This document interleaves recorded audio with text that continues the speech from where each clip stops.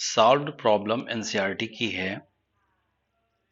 13.8 gram of N2O4 was placed in 1 liter reaction vessel.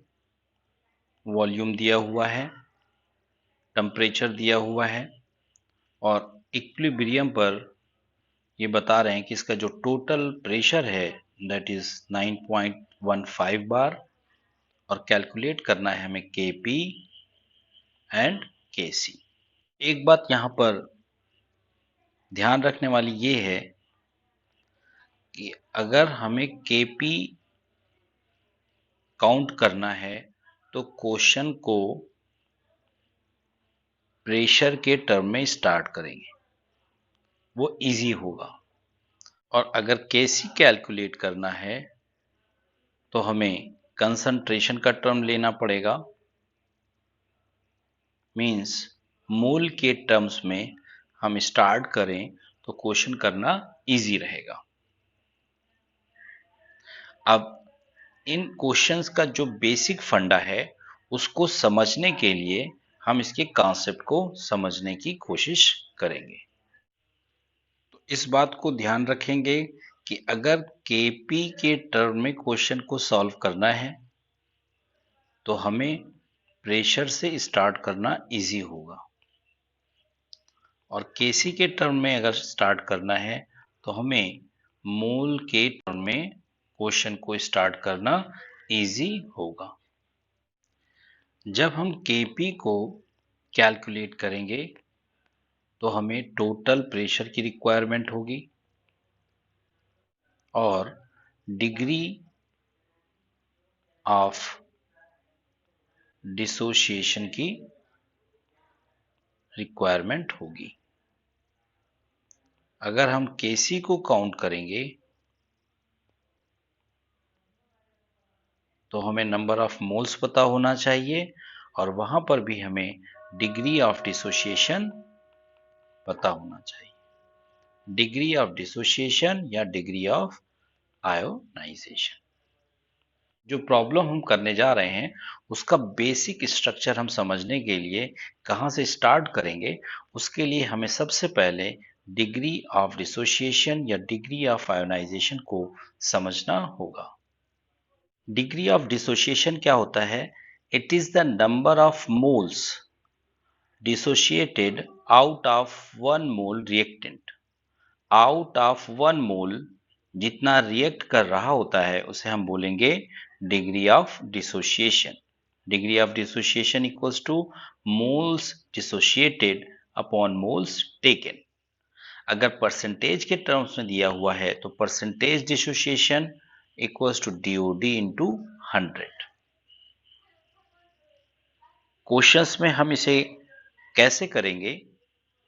जैसे अगर हमारे पास है मोल्स टेकन, हमने 1 मोल लिया हुआ है और उसके अंदर से डिसोसिएट हो रहा है x मोल, तो हम बोलेंगे डिग्री ऑफ डिसोसिएशन x। अगर हमने मोल्स लिए हुए हैं 2 और डिसोशिएट हो रहे हैं उसमें मोल्स x, तो 2 मोल में x डिसोशिएट हो रहा है तो 1 मोल में कितना डिसोशिएट होगा? x/2। तो 1 मोल में जितने मोल रिएक्ट करते हैं उसे बोलते हैं डिग्री ऑफ डिसोसिएशन। तो इसके लिए डिग्री ऑफ डिसोसिएशन हो जाएगा x/2। अब अगर हमने a मोल लिया हुआ है और उसमें डिसोशिएट हो रहा है x मोल, तो a में x मोल डिसोशिएट हो रहा है तो 1 में कितना डिसोशिएट होगा? x/a मोल। तो इसके लिए क्या हो जाएगा डिग्री ऑफ डिसोसिएशन? x/a। अगर हमने a मोल लिया हुआ है और डिसोशिएट हो रहा है ax मोल, तो डिग्री ऑफ डिसोसिएशन कितना हो जाएगा? a से ax डिसोशिएट हो रहा है तो 1 से कितना डिसोशिएट होगा? ax/a, that will be x।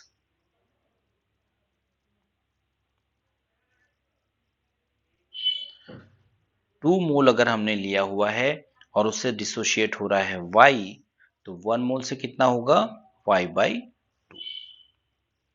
इस तरह से हम लोग रिएक्शन में चेकआउट करेंगे।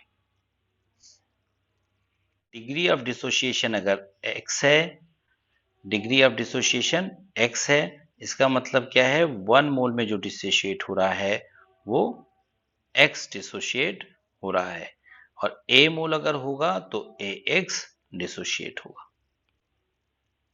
अब इसी पर बेस्ड हम लोग एक क्वेश्चन करते हैं और इसे समझने की कोशिश करते हैं। प्रॉब्लम है 2A reversibly forms 3B plus C, सभी गैसियस हैं। At starting 3 mole of A are taken and 30% A is dissociated. Calculate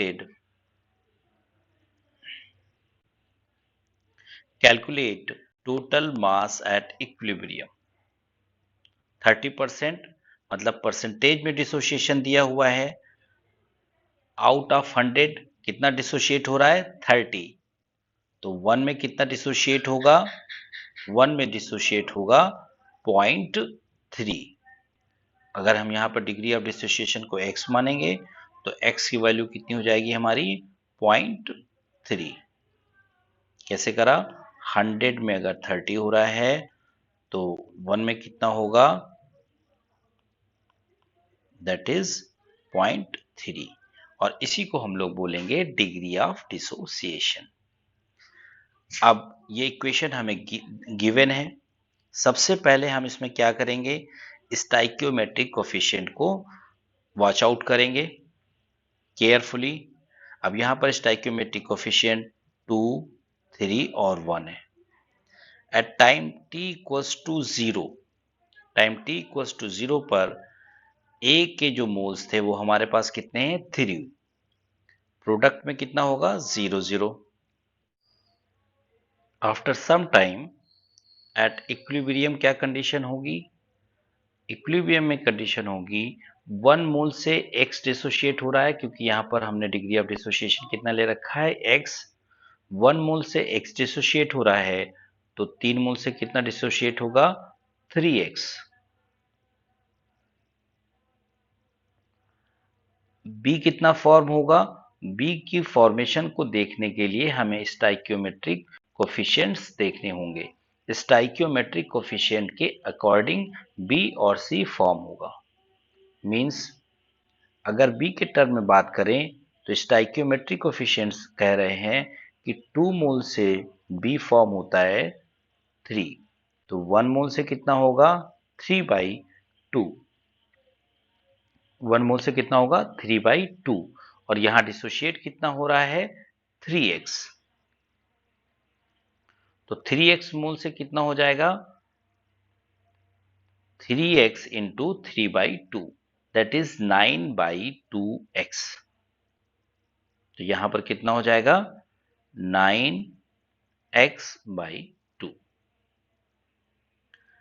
अब C के लिए हम देखेंगे 2 मोल से 1 मोल का फॉर्मेशन हो रहा है, तो 1 से कितना होगा 1/2, और 3x से कितना होगा 3x/2।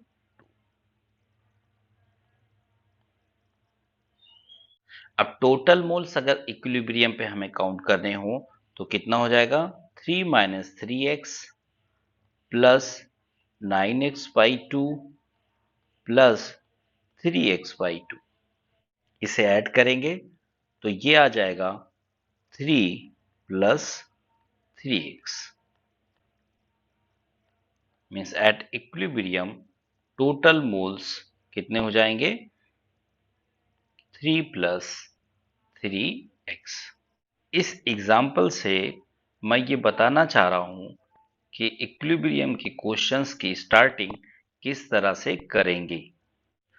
जो कॉन्सेप्ट हम लोगों ने देखा उसकी बेसिस पर ये एग्जाम्पल्स हम लोग चेकआउट करेंगे। Initially, A moles of N2O4 are taken in V-liter container. If degree of dissociation is X and total pressure at equilibrium is P, calculate Kp and Kc. तो एक बार फिर से हम लोग ध्यान करेंगे कि अगर Kp के टर्म में हम निकाल रहे होंगे तो हमें प्रेशर के टर्म में इजी रहेगा, अगर Kc में होगा तो मोल्स के टर्म में इजी होगा। अब इसका क्या एप्लीकेशन है, हम इन क्वेश्चंस के अकॉर्डिंग समझने की कोशिश करेंगे। N2O4 चेंज हो रही है 2NO2 में रिवर्सिबली। जैसे अभी हम लोगों ने देखा कि इक्विलिब्रियम का कोई भी क्वेश्चन कैसे स्टार्ट करेंगे, सबसे पहले हमें स्टाइकियोमेट्रिक कोफिशिएंट को जरूर ध्यान देना होगा। यहां पर स्टाइकियोमेट्रिक कोफिशिएंट्स है 1 and 2। Time t equals to 0 पर N2O4 के कितने मोल्स हैं, A मोल्स। प्रोडक्ट कितना होगा, 0। इक्विलिब्रियम के ऊपर मोल कितने होंगे, डिग्री ऑफ डिसोसिएशन दी हुआ है x, यानी 1 मोल में x टूट रहा है, तो A मोल में कितना टूटेगा, ax। A मोल में कितना टूटेगा, ax मोल टूटेगा। तो A से ax डिसोशिएट होगा। NO2 कितना फॉर्म होगा, NO2 फॉर्म होगा स्टाइकियोमेट्रिक कोफिशिएंट के according, means 2 time of x, that is 2x।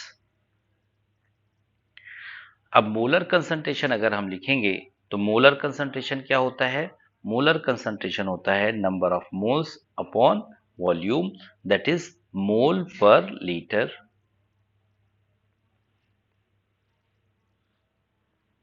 तो अगर हम इसको मोल पर लीटर इक्विलिब्रियम में काउंट करेंगे तो A minus ax by v, 2ax by v, ये हमारे पास क्या आ गया, ये आ गया हमारे पास molar concentration of reactant and product. अब अगर यहां पर हम N टोटल निकालना चाहें at equilibrium, that is A minus ax plus 2ax, it will be A plus ax। अगर हम Kc काउंट करेंगे तो प्रोडक्ट की मोलर कंसंट्रेशन और उसका पावर रेज करेंगे स्टाइकियोमेट्रिक कोफिशिएंट ऑफ दैट, और रिएक्टेंट का मोलर कंसंट्रेशन और पावर रेज करेंगे स्टाइकियोमेट्रिक कोफिशिएंट ऑफ दैट, और जो भी प्रोडक्ट और रिएक्टेंट का एक्टिव मास यानी मोलर कंसंट्रेशंस लेंगे वो सभी गैसियस का लेंगे, सिर्फ गैसियस का इंक्लूड करेंगे। तो ये हम Kc निकाल सकते हैं। यहां से हम Kp के लिए भी आगे जा सकते हैं, लेकिन हमारा कंसर्न अभी यहीं तक सीखना है। प्रॉब्लम हम लोग चेकआउट करेंगे ये, और इसे हम प्रेशर के टर्म में करना चाह रहे हैं। सेम प्रॉब्लम को अभी हम लोगों ने कंसंट्रेशन के टर्म में किया है। तो इसके लिए हम कहेंगे कि mole is directly proportional to pressure. तो जैसे हम मोल के साथ ट्रीट कर रहे हैं वैसे ही हम प्रेशर के साथ ट्रीट कर सकते हैं। क्या है, इनिशियली A मोल्स है N2O4 के V लीटर में लिया गया है, डिग्री ऑफ डिसोसिएशन है x, इक्विलिब्रियम पे प्रेशर है P, और Kp और Kc हमें फाइंड आउट करना है। अब यहां पर हम Kp में इंटरेस्टेड हैं, तो हम प्रेशर को लेके चल रहे हैं, और किस तरह हम मोल्स के टर्म में इसको कर सकते हैं अभी हम लोग देख चुके हैं। At time t equals to 0 पर मान लीजिए हमने इनिशियल प्रेशर P नॉट है N2O4 का P नॉट, प्रोडक्ट का 0 pressure. At equilibrium P not से P नॉट x प्रेशर कम हो गया, तो कितना प्रेशर इंक्रीज हो जाएगा, NO2 का स्टाइकियोमेट्रिक कोफिशिएंट 1:2 के रेशियो में है, तो P नॉट x कम होगा तो यहां पर कितना हो जाएगा, 2P नॉट x इंक्रीज हो जाएगा। तो इक्विलिब्रियम पर ये प्रेशर्स आ जाएंगे, और ये कैसे प्रेशर्स होंगे, ये प्रेशर्स होंगे पार्शियल प्रेशर्स। अब अगर हम लोग टोटल प्रेशर करेंगे तो that will be the P not minus P not x plus 2p0 x, और टोटल प्रेशर हमें P दिया हुआ है तो इसको इक्वल कर देंगे P टोटल। अगर हम लोग X को कैलकुलेट करना चाहें, that is the degree of dissociation, तो हमें N2O4 के लिए नंबर ऑफ मोल्स दिया हुआ है। नंबर ऑफ मोल्स दिया हुआ है तो PV इक्वल्स टू nRT से हम N2O4 के लिए जो हमने P नॉट मेंशन कर रखा है वो P नॉट फाइंड आउट कर सकते हैं। N की वैल्यू रख देंगे, R की वैल्यू रख देंगे, T की वैल्यू रख देंगे, वॉल्यूम हमें दिया हुआ है तो हमें आ जाएगा P नॉट, मीन्स N2O4 कितना गिवन था। अब अगर हम Kp कैलकुलेट करना चाहेंगे तो पार्शियल प्रेशर ऑफ प्रोडक्ट और उसकी पावर क्या रेज करेंगे, जो उसका स्टाइक्योमेट्रिक कोफिशिएंट होगा, पार्शियल प्रोडक्ट ऑफ रिएक्टेंट और उसका जो पावर रेज करेंगे वो क्या होगा, स्टाइक्योमेट्रिक कोफिशिएंट होगा। अब यहां पर अगर हम Kp लिखेंगे तो Kp के लिए क्या लिखेंगे हम लोग, Kp यहां पर लिखेंगे प्रोडक्ट के लिए 2p0x का square upon p0 minus p0x, it will B Kp।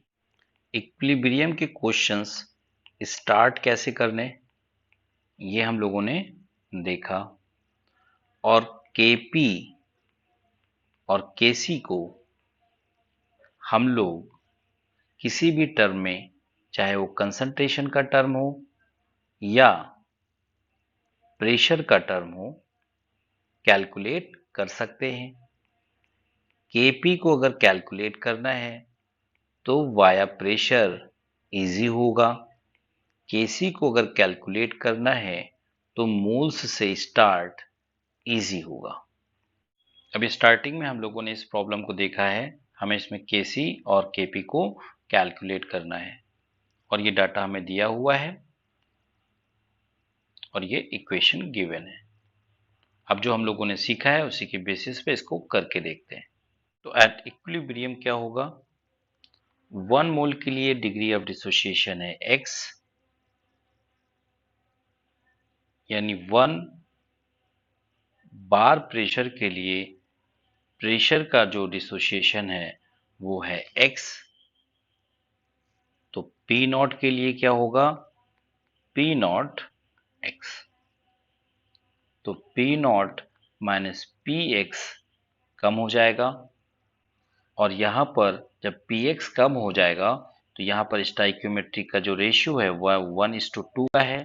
तो जब px कम होगा, मतलब p नॉट x कम होगा, तो यहाँ पर ये फॉर्म होगा 2p नॉट x, मतलब प्रेशर कितना इंक्रीज हो जाएगा, 2p नॉट x। अब ये जो आएगा हमारे पास ये हो जाएगा P total eight equilibrium, that is P not minus P not x plus 2p not x, और ये हमें गिवन है कि 9.15 बार दिया हुआ है, P not minus P not x plus 2p not x। अब हमें P नॉट जो है, P नॉट किसके लिए हमने मान रखा है, N2O4 के लिए मान रखा है। N2O4 के लिए मास हमारे पास गिवन है, मास है हमारे पास 13.8 ग्राम। तो मोल्स कितने हो जाएंगे, मोल्स हमारे पास हो जाएंगे 13.8, और N2O4 का मॉलिक्यूलर मास जो होगा वो होगा 92। तो हमारे पास ये वैल्यू आ जाएगी 0.15 मोल्स। तो ये आ जाएगा हमारे पास 0.15 मोल। तो हमने यहां पर ये मोल्स निकाल लिए। अब PV इक्वल्स टू nRT से अगर हम P को कैलकुलेट करें nRT बाई V, तो N को हम रखेंगे 0.15, R को रखेंगे 0.0821 और R को अगर हम फ्रैक्शनल वैल्यू में लिखेंगे इस वैल्यू को, तो वो होगी 1/12 और टेम्परेचर हमें दिया हुआ है 400 केल्विन और वॉल्यूम हमारे पास कितना है, वॉल्यूम है 1 लीटर। तो यहां से ये प्रेशर हमारे पास जो निकल के आएगा वो निकल के आएगा 4.98 बार का।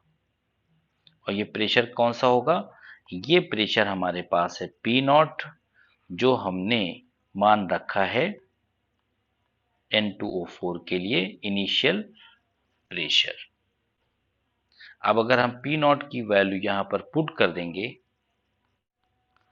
P not plus P not x, और पी नॉट अगर यहां से हम लोग कॉमन लेंगे तो हो जाएगा 1 प्लस एक्स, पी नॉट की वैल्यू हम यहां पर रख देंगे 4.98, 9.15, तो 1 plus x equals to 9.15 upon 4.98। तो ये 1 प्लस एक्स की जो वैल्यू आएगी वो आएगी 1.84 और x की जो वैल्यू आएगी वो हो जाएगा 0.84। तो डिग्री ऑफ डिसोसिएशन आ जाएगा यहाँ पर 0.84। इक्विलिब्रियम पर जो प्रेशर है ये है इसका पार्शियल प्रेशर N2O4 का ये है और NO2 का पार्शियल प्रेशर ये है। अगर यहाँ से हम P not minus P not x की वैल्यू निकालेंगे, P नॉट हमारे पास है 4.98, 1 माइनस एक्स की वैल्यू आई है 84, तो 4.98 1 माइनस 0.84 इसकी वैल्यू आ जाएगी 0.16, 4.98 इंटू 0.16 अगर हम लोग करेंगे तो ये वैल्यू आ जाएगी हमारे पास 0.796 इक्वल्स टू 0। इसको नियर अबाउट कर लेंगे तो ये हम लिख दें 0.8। अगर 2p नॉट x को हम लोग देखें तो 2p not x that is 2 into 4.98 into 0.84 और ये वैल्यू हमारे पास आ जाएगी 8.366, इसे नियर अबाउट 1.4 हम लोग ले लें। तो ये पार्शियल प्रेशर हो गए हमारे पास। केपी को काउंट करेंगे तो केपी को काउंट करने का मतलब प्रोडक्ट और स्टाइक्योमेट्रिक कोफिशिएंट को पावर में रेज करेंगे, दैट इज NO2 8.4 है उसका पार्शियल प्रेशर, स्क्वायर कर देंगे ऑन 0.8, ये वैल्यू हमारे पास आ जाएगी 8.87। अब फर्दर हम लोग जानते हैं Kp equals to KC RT की पावर डेल्टा N। इस इक्वेशन के लिए जो डेल्टा N है हमारे पास वो 2 माइनस 1 इक्वल्स टू 1 है, तो यहां से Kc की वैल्यू हो जाएगी Kp बाई RT। Kp की वैल्यू है 85.87 बाई 0.83 इंटू 400, ये वैल्यू आ जाएगी 2.586 और इसे नियर अबाउट कर लेंगे 2.6। Kp हमारे पास आ गया 85.87, Kc हमारे पास आ गया 2.6। Thank you.